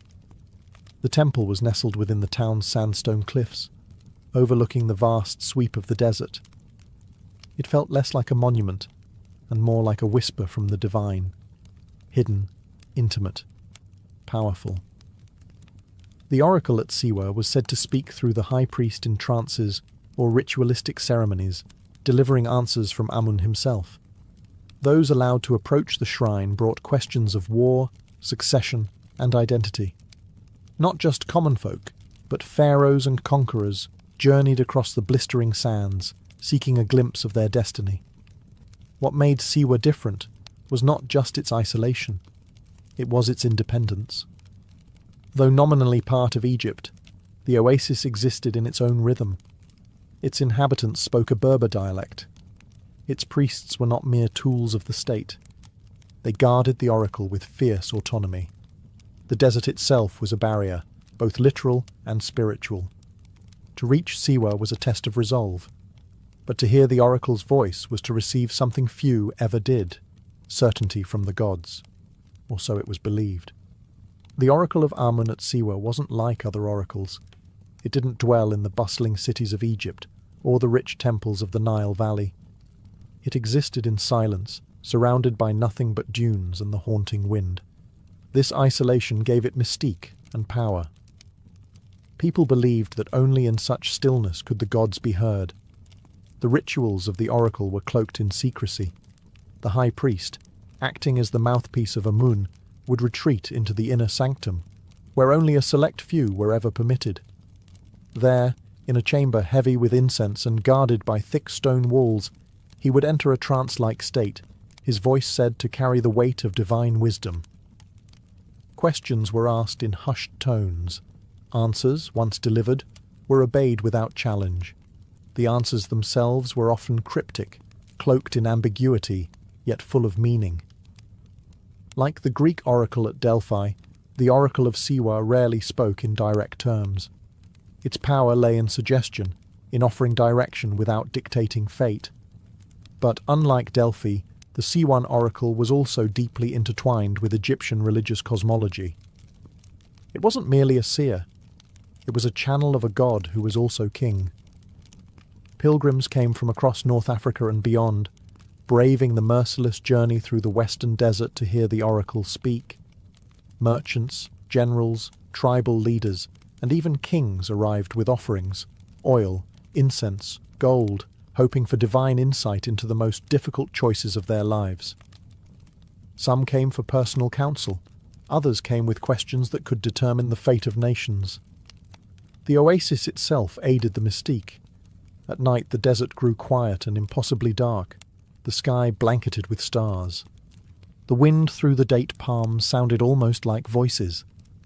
Visitors would report dreams, visions, or sudden feelings of revelation after their visit. Whether by ritual or suggestion, the experience left a deep impression. But it wasn't just religious seekers who came. Political figures understood the oracle's value. To receive its blessing was to claim legitimacy, not just among locals, but across the Mediterranean world. A prophecy from Siwa could crown a king, justify a war, or forge an empire. And soon, one man would test that very power, carrying with him a question no mortal had yet dared ask. Was he a god, or merely a king? In 331 BCE, a young conqueror rode into the Egyptian desert with a crown on his head and a question in his heart. His name was Alexander of Macedon, known to history as Alexander the Great. By this point, he had already defeated the Persian Empire in Egypt and had been declared a pharaoh. But titles weren't enough. Alexander sought divine affirmation, not from men, but from gods, and so he turned towards Siwa. The journey was perilous. The path from Memphis to Siwa was not marked on any clear map. It wound through scorching desert, salt flats, and shifting dunes. Greek historians wrote that Alexander and his caravan nearly lost their way, saved only by miraculous signs, ravens guiding their route, or perhaps divine serpents slithering through the sand. Others claimed they were led by rainstorms, extraordinary events in such an arid land. These tales may have been embellished, but they reflect the mythic tone of the entire expedition. Why did Alexander risk so much to reach the temple? The answer lies in his ambition, not just to rule the known world, but to become more than human. Like the pharaohs before him, Alexander wanted divine legitimacy. He believed, or wanted others to believe, that he was not merely the son of Philip of Macedon, but the son of Zeus Ammon, the supreme god of both the Greek and Egyptian pantheons, whose earthly voice whispered from the Siwan temple. When he arrived at the oasis, Alexander was welcomed with great honour. The priests, likely well aware of his power and political reach, received him in the temple's inner sanctum, a rare privilege. What transpired in that meeting remains a mystery. No detailed account exists. But Alexander emerged transformed. Later, when asked what the oracle had told him, he was famously vague. Some sources suggest the oracle addressed him as the son of Zeus. Others say Alexander received a prophecy of victory and divine favour. Whatever the truth, Alexander's behaviour changed. He increasingly portrayed himself as a semi-divine figure, commanding loyalty not just as a king, but as a god in human form. The desert had given him more than just an answer. It had given him myth, and myth, once claimed, could move armies, build cities, and reshape empires. The temple had spoken, and Alexander never looked back. The temple of the oracle at Siwa stood at the crossroads of cultures, not just geographically, but spiritually. Its god, Amun, had long reigned as one of Egypt's most powerful deities. But as Greek influence spread into Egypt, Amun underwent a transformation in the minds of the Mediterranean world. He was reborn as Zeus Ammon, a fusion of two supreme gods, Egyptian and Greek, united in the blazing desert of Siwa. This fusion was more than symbolic. It reflected a broader syncretism, the blending of beliefs, images, and rituals that occurred when empires collided. For the Greeks, Zeus was the king of the gods, thunder-wielding, bearded, omnipotent. Amun, for the Egyptians, was the hidden one, unseen, mysterious, the breath behind all creation. He was often depicted with a ram's horns, symbols of virility, power, and divine presence. When Greeks encountered Ammon, they recognized a familiar authority and gave him the name Zeus Ammon. At Siwa, this blended identity took on extraordinary weight. The priests there were Egyptian, trained in ancient rites, yet their fame reached the Hellenistic world. For visiting Greeks like Alexander the Great, the oracle of Zeus Ammon represented not only a divine voice, but a bridge between civilizations. If Alexander could be declared the son of Zeus Ammon, he could rule both Greeks and Egyptians with a single divine lineage. The imagery followed him. Coins minted during his reign began to show Alexander adorned with ram's horns, a direct reference to Zeus Ammon and his divine paternity. This wasn't a stylistic flourish, it was a political message. Alexander wasn't just endorsed by the gods, he was of the gods. This claim helped unify a vast empire where religion was as much a tool of rule as sword or law. Zeus Ammon's cult spread beyond Siwa. Temples were built or rebranded in his name across North Africa, Greece, and even parts of Asia. Pilgrims continued to make the trek to Siwa, drawn by the mystique of a god who was both familiar and foreign, both Greek and Egyptian. The temple had become more than a shrine. It was a cosmic junction, where empires, gods, and destinies met. In the echo of its oracle, one could hear the voice not of a single culture, but of a world in transformation. And in that transformation, Zeus Ammon reigned supreme. Unlike the towering pylons of Luxor or the sprawling avenues of Karnak, the temple of the oracle at Siwa was modest in scale, but monumental in meaning. Built into the limestone cliffs of the Akurmi Hill, the structure blended seamlessly into its desert surroundings, almost as if it had emerged from the rock itself. But this wasn't a flaw of grandeur, it was a choice. The temple's power came not from its size, but from its secrecy. Approaching the temple, pilgrims would pass through winding pathways and narrow gates, ascending toward a sanctuary carved into the hill. The complex included a forecourt, a small hall, and finally the Holy of Holies, the inner chamber where the oracle's voice was said to reside. This final space was off-limits to all but the high priest and select individuals, like Alexander. Its simplicity concealed its sanctity. There were no grand statues or golden shrines, only silence and the unseen presence of a god. The temple's design served a purpose, to disorient and humble. The tight corridors and sharp angles forced visitors to slow down, to lower their heads, to move with caution and reverence. In the desert, where vastness and exposure ruled, the temple offered enclosure and stillness. Light barely entered the sanctuary. Incense would have hung heavy in the air. Echoes turned whispers into something otherworldly. Scholars believe the temple may have had roof openings or vents to carry the priest's voice into adjoining rooms, heightening the drama of the oracle's declarations. From the shadows, a god would speak, and listeners would feel awe not because of what they saw, but what they heard. The architecture wasn't just functional, it was ritualistic theatre. Surrounding the temple were other structures, priests' quarters, ritual pools, and sacred gardens fed by natural springs. Even in this arid land, Siwa was blessed with water, adding to the belief that the oasis itself was touched by divine hands. From this sacred hill, one could see the dunes stretching endlessly, a reminder of the temple's isolation and importance.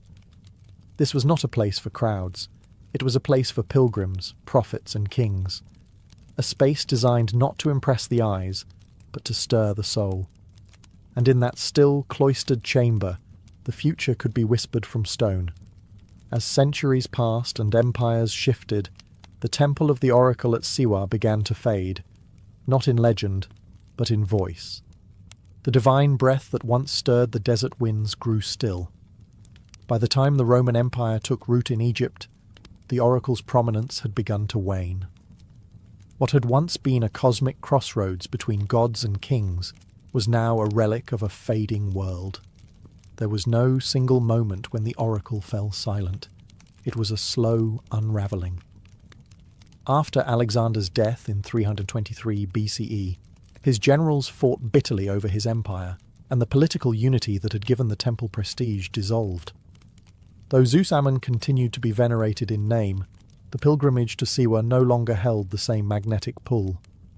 Power shifted back to the Nile Valley and to cities like Alexandria, where philosophy and science began to replace oracular faith. The rise of Rome brought new gods, new laws, and new priorities. Roman emperors paid lip service to Egyptian cults, but the centralized bureaucratic religion of the empire left little room for the shadowy ambiguity of oracles. Shrines like Siwa's were increasingly seen as quaint remnants of a mythic past, respected but no longer consulted for matters of state. Then came Christianity. As it spread across Egypt in the early centuries CE, it cast a harsh light on the old pagan ways. By the 4th century, under the Christianized Roman Empire, temples to the ancient gods were being shut down or repurposed. Oracles were denounced as demonic or deceitful. And in this sweeping religious upheaval, the voice of Amun at Siwa, already a whisper, was extinguished. The temple itself fell into disrepair, its stones weathered by time and sandstorms. Priests vanished. Rituals ended. The god who once spoke to Alexander and guided kings now stood mute, buried under the sands of history.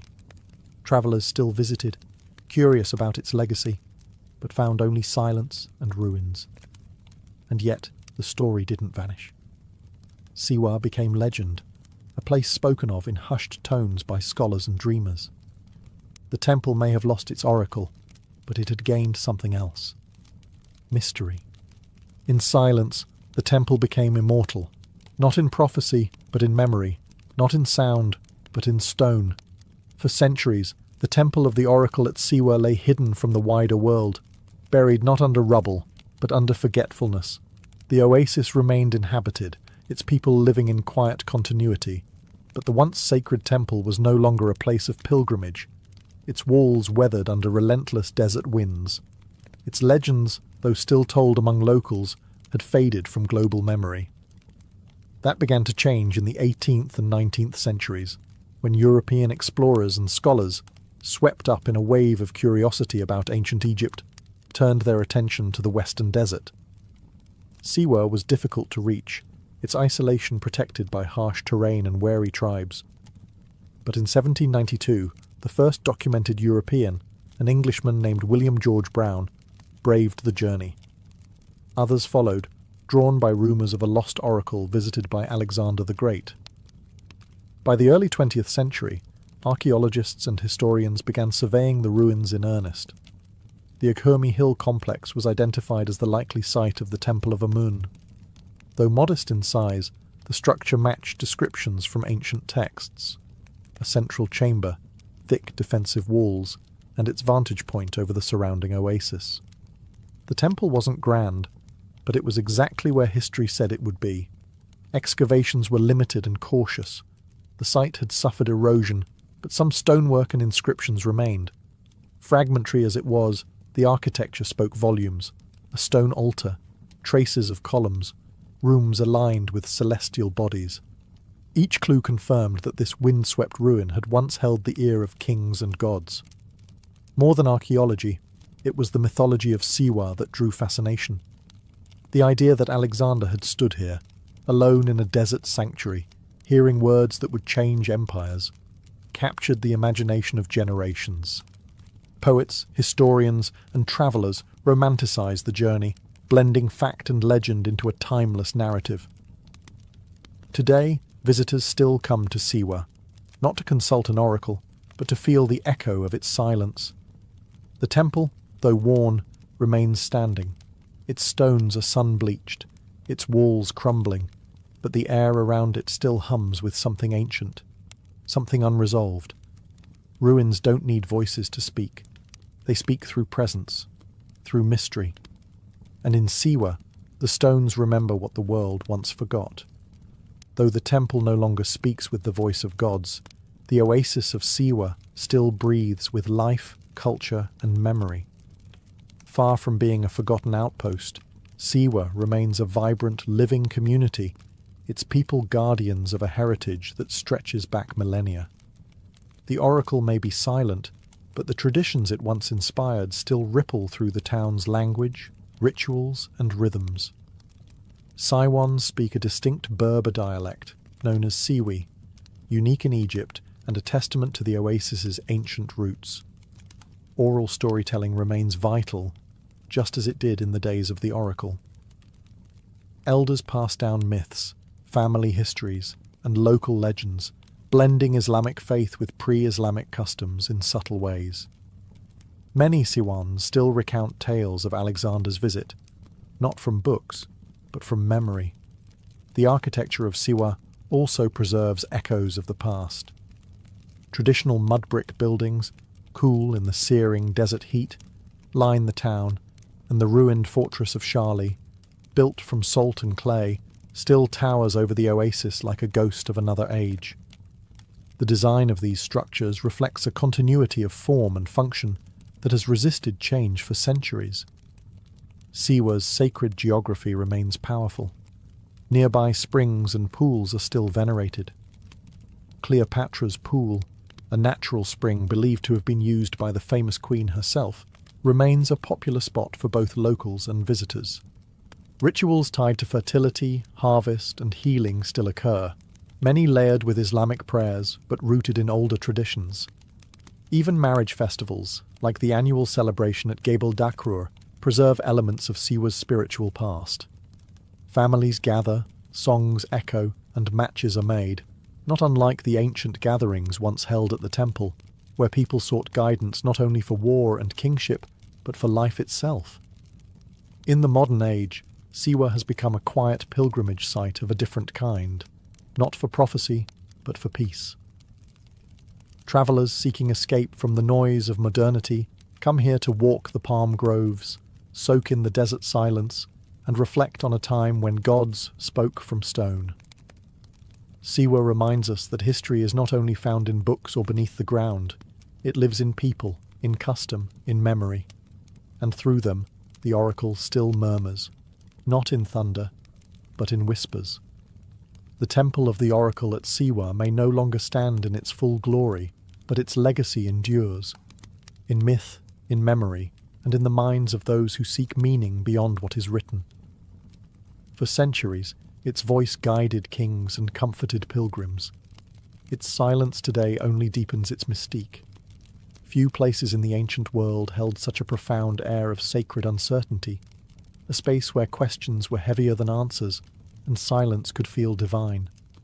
Siwa's oracle lives on not in revived rituals, but in the stories we continue to tell. Alexander the Great's visit remains one of history's most compelling crossroads. A mortal man, surrounded by sand, seeking to confirm that he was more than human. Whether the oracle truly declared him a god, or merely allowed him to believe it, the outcome was the same. Destiny was shaped. The enduring fascination with Siwa comes from this fusion of history and myth. It asks us timeless questions. Can men become gods? Can destiny be revealed? Does the voice of truth ever speak plainly, or only in riddles? And perhaps most importantly, do we still listen for those whispers? Modern seekers visit the ruins not with questions of empire or conquest, but for clarity, for stillness, for presence. The desert remains vast and unmoved, the temple crumbling but magnetic. The same sun that scorched Alexander's caravan now warms curious travellers. The same silence that once surrounded the Holy of Holies still envelops the broken walls. Siwa invites reflection, not because it gives answers, but because it has always honoured the asking. The oracle, like all ancient voices, was never about fortune-telling. It was about direction, affirmation, possibility. The journey across the sands was never just a physical trial. It was a ritual of transformation. You didn't just arrive at the temple. You became someone else along the way. Today, as we face our own deserts of meaning, identity, and purpose, perhaps the oracle still has something to offer. Not a booming voice from the past, but a quiet suggestion in the mind. Who are you, really? And what are you becoming? The temple is dust. The voice is gone. But the question remains. And that, perhaps, was always the true prophecy.